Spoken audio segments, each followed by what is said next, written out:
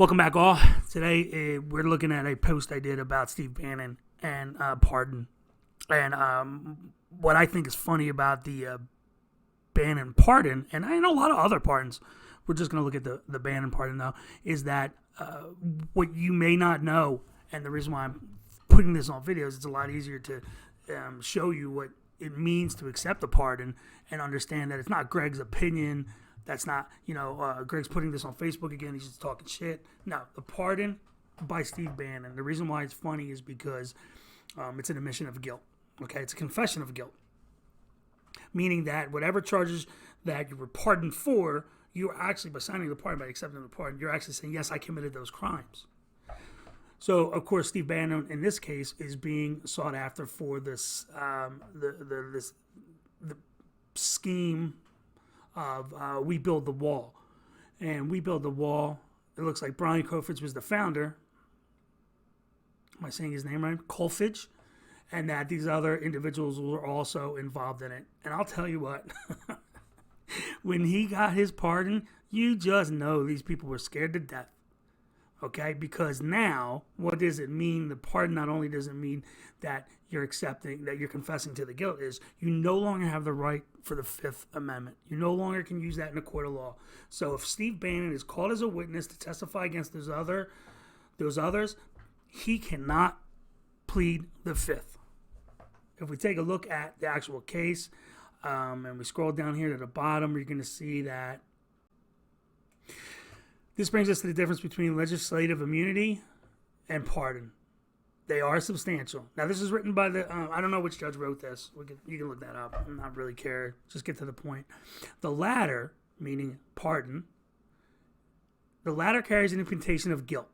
Acceptance of confession of it. In other words, you're accepting this pardon. You're saying that I am guilty, and you're confessing to it. And I'll provide the link in the description. So again, that's not me saying, and it's not me because I'm not a Trump fan. Something far from it.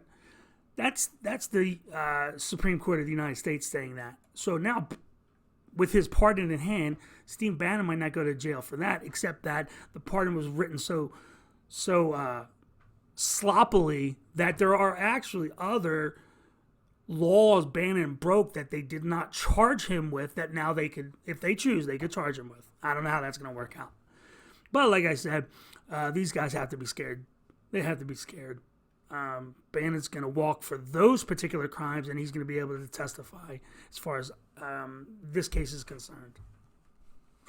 I think it's funny reading some of the comments. There are only a few in this one. And it's Chris, just waiting for the day you never speak of Trump again. And with a lot of dots. Yeah, sorry, Chris. Probably not anytime soon. We'll get less and less of Trump as we move along. Some of the people in the Trump camp just don't understand how criminal that man actually was. And they try to compare some of the things to Biden. Listen, I'm going to be here to shed light on it because as far as I know, some of you people who follow Trump, the only time you get truth is when you read my posts. Yeah, call that arrogant, call that cocky, whatever you want. But I'm pretty sure that some of you only get the truth when you read my posts. And this is one of those. Steve Bannon, by accepting the pardon, cannot claim the Fifth. Okay? I remember reading from my father. Who liked that? Okay, here I am thinking Chris was the biggest Trump fanboy on the comment section today, but I actually know Paul might want to lay claim to the biggest Trump fanboy there is on this particular post. So Ray says it's interesting to see if Bannon is forced to testify against conspirators. That's right, Ray. As far as what we've just read, he cannot claim the Fifth, so he may be called as a witness for the prosecution, which would be interesting. Was arrested for hurt Trump's supporters. Bannon conned them into thinking their funds were being used. That's another good one, Ray. Great point. Yeah, logic and red don't seem to go together. Great point. Yeah, it seems as though the people wearing the red hats should be most angry at Bannon and all the rest for basically running a grift. Just like Trump did, just like Trump does. It's all about putting money in his pocket in any way he can, no matter what the scheme is. He'll try and do it.